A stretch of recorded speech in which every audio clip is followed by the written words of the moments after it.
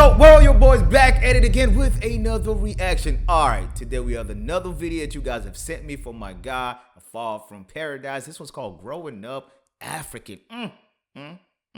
Now, who doesn't know that more than I do? So let's check it out. Let's see what my boys got. Growing up African is like playing life on the hardest difficulty, especially if you're going to an American public school. Like the first struggle you have to deal with is literally your name. Like in most African cultures, you have an African name and then an American name. And to an average 4th grade science teacher, an African name looks like if you took... Yeah, I think nowadays most Africans, their first name at least is definitely an English name. Most Africans that I know. A keyboard, slapped it across the ground, picked it back up, threw it in the air, and waited for it to somewhat look like a name you could pronounce. Okay, class, I'm gonna take some quick attendance. Kobe, here. Jack, here. Okay, Vanessa, I see you. What the fuck? That's probably me. I just go with the name. Can you shut up, nigga, while I pronounce this name? Then for the next 30 minutes, you gotta be like, yo, that's me. That's funny. Teacher's just sitting there butchering the life out of my name while everyone in the class is just looking at me awkwardly. Another struggle I had to deal with were the dumb stereotypes that people had about Africans. Do y'all have water? Is it true you— Yeah, that's the thing. All right, so back before, I say things usually changed. They changed in after Black Panther came out. After that, I think people became more educated in America about Africans. That's just, no, I would say just in America. I'll say worldwide. Before that, you were going to get roasted in school. They'll be like, bruh. It's like, what did y'all do? Y'all still walk around and see giraffes walking around? Do y'all hop on with y'all flying around the tree to tree like monkeys? What else did they used to do? How did y'all get here? Man, they will do all type of jokes about Africans. Y'all still butt naked running around in the wild with lions? You're going to get all that. You just got to be able to take it. Hey, man, you got to roast them back too, man. You got to talk about slavery. Back at it.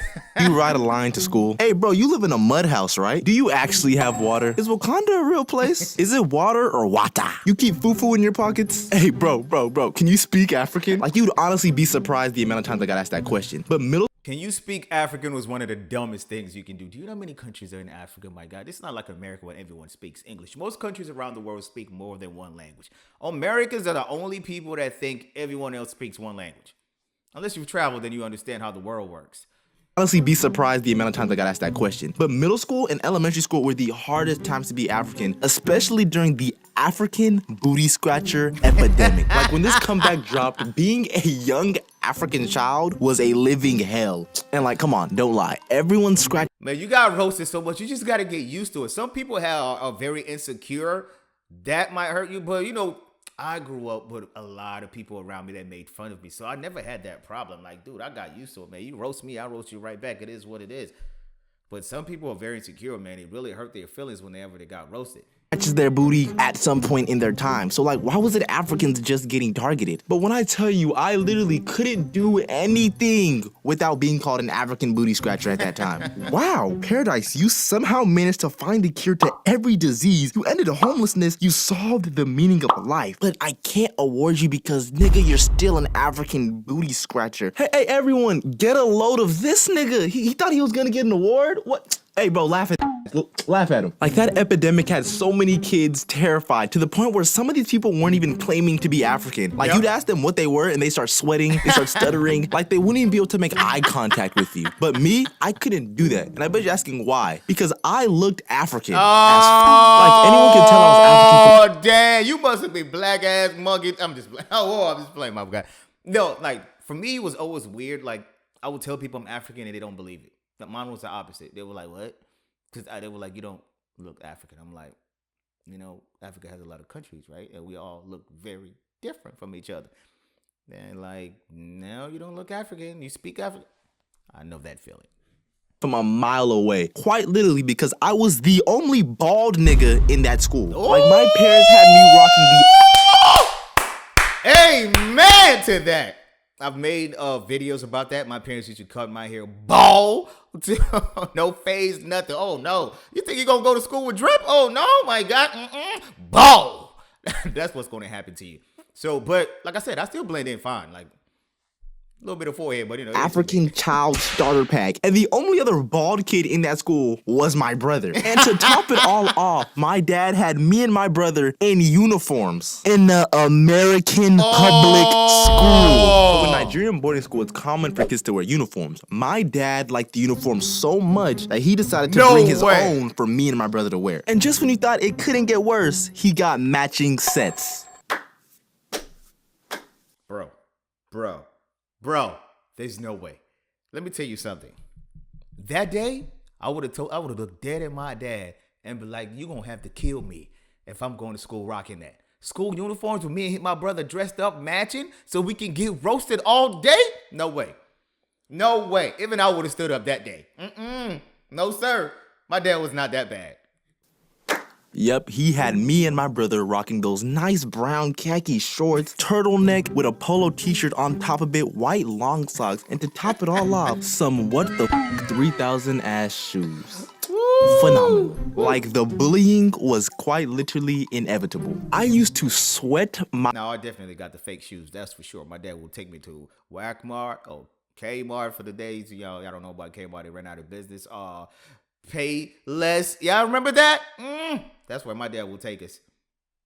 No Jordans, no Nikes, no sir. My ass off and come to school drenched because the turtleneck was causing too much heat on my body. So after getting consistently roasted to a crisp by everyone in my class, I came up with a plan. So before I leave for school, I'd keep a spare of different clothes in my backpack. Then, when I got to school, I'd change into it and boom, I'm Gucci. Smart man. I'm going to say something about that, but I'm going to keep that for the animation video, storytelling. Would you believe me if I told you that this plan backfired on me so bad? So on this day, the plan was going as smooth as usual until I went to change clothes. Most of the time when I'm changing, I always make sure the coast is clear so no students or teachers can walk in. But in this day, I was in a rush, so I was rushing through the process. And everyone knows when it comes to a good plan, you cannot rush the process. So I'm in the stall changing. I take off the uniform and then I hear... There's no fucking... Bro, it is 8 a.m. Why do you already have to use the restroom? And this kid who we'll call Devin walks in. By far the worst person that could have came in at this moment. Because he's like, hell no, somebody in here butt-ass naked taking... He ain't got no toilet paper. What? This nigga ain't got no shoes on. Remember, I was changing, so obviously I had to take my shoes off and my pants off to change. But this guy didn't care. And from then on, I was known as the kid that got fully naked to use the restroom. Another struggle I faced was during lunchtime because I like to bring my own food from home, but the only food I had at home was Nigerian food. So I used to have a circle of kids surround me and just watch me eat. Like, these niggas were looking at me like I was a zoo exhibit. Like, I can literally make a whole nother video about that. Let me know if you'd want that though. But yeah, it took me an entire year to realize that fufu and mashed potatoes weren't... Yo, bro, you just do what I did. How about, I talked to my dad into getting me the $1.50. Like, yo, bro, I'm not bringing no African food to school. No, sir, not on me. I'm not getting... Dude, you were catching L's, my bro. You had to figure out other ways. The clothing... I got a great story about my brother and I in that one. Weren't the same thing. Another struggle I faced, and quite possibly the hardest struggle I faced, was when my mom would cook food in the morning. So since my dad would leave early in the morning for work, he would leave my brother and I's uniforms on the counter. And since my mom was cooking, the fumes from what she was cooking would stick onto our uniform. Now, most African food smells delicious, but you do not want to walk around smelling like goat. Trust me, or beef or whatever else is. Splendid. But on the other side, that food can smell catastrophic. So take the smell of that, mix it with cologne, and it's literally GG for me. Because there is literally nothing worse than sitting in class and then... What is that smell? What? Nigga smell like deer ankles and bounce that ass. Nah, we're finna find out who smells like this. I'm finna go one by one and smell every one of y'all. We're finna see who smells like the McDonald's ball pit. So apart from all this stress, I also was required by my parents to have good grades, which I didn't, which made everything 10 times harder. Because now I'm bald, I wear a uniform to school, and I'm dumb. Like, how is that 3 mixtures even possible? And Jesus Christ, the Holy Spirit of the Lord, I pray to God someone can relate with me. The feeling of having bad grades, getting your report card, and seeing at the bottom it says parent signature. It was like holding your death sentence in front of your face. Like, I used to text my parents beforehand, like, Mom, Dad, like these grades not looking too good. They look a little... What? Bruh, you must have had good parents then. Ain't no way. If I had bad grades, two things gonna happen. Number one, I'm gonna forge them.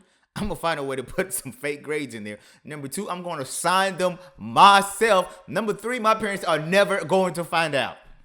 That's how we're gonna do this. Atrocious, like be ready. I'm like, not telling you. P.S. No I love way. you. And when I get home off the rip, I get my ass beat. Now, when I tell these stories, someone's gonna think my parents are abusing me. That is not the case at all.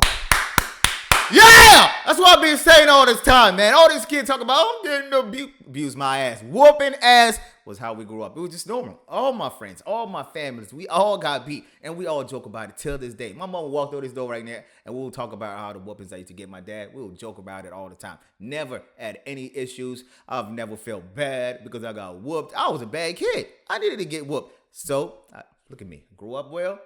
Now I'm raising a child. I'm about to whoop. I'm just playing. I love them and they love me. It was just tough love that honestly I'm happy I got because it made me the person that I am. And being Nigerian, I love it. And all the things I've been through just turned into funny stories that I can tell y'all. I gladly relive these moments again and be happy with who you are because you are perfect. What's good, Odyssey family. Before anything, I want to say thank you so much. All right, first of all, make sure y'all subscribe to A Fall from Paradise. My man is putting in work. He's a great storyteller. I'm loving it. I'm liking what he do. I'm loving new animators, man. The new guys, the younger guys coming in with fresh new ideas. I love when people do something different. That's one thing I do love. I don't like when somebody new animators are coming in just repeating the same crap everybody else has done. To me, that's just like, come on, bro. You got to bring something else to the table. So subscribe to his boy. Keep doing your thing, A Fall from Paradise. What's his real name? I can't keep calling him A Fall from Paradise. Got to get it, man. See you in the next one. Your boy is out.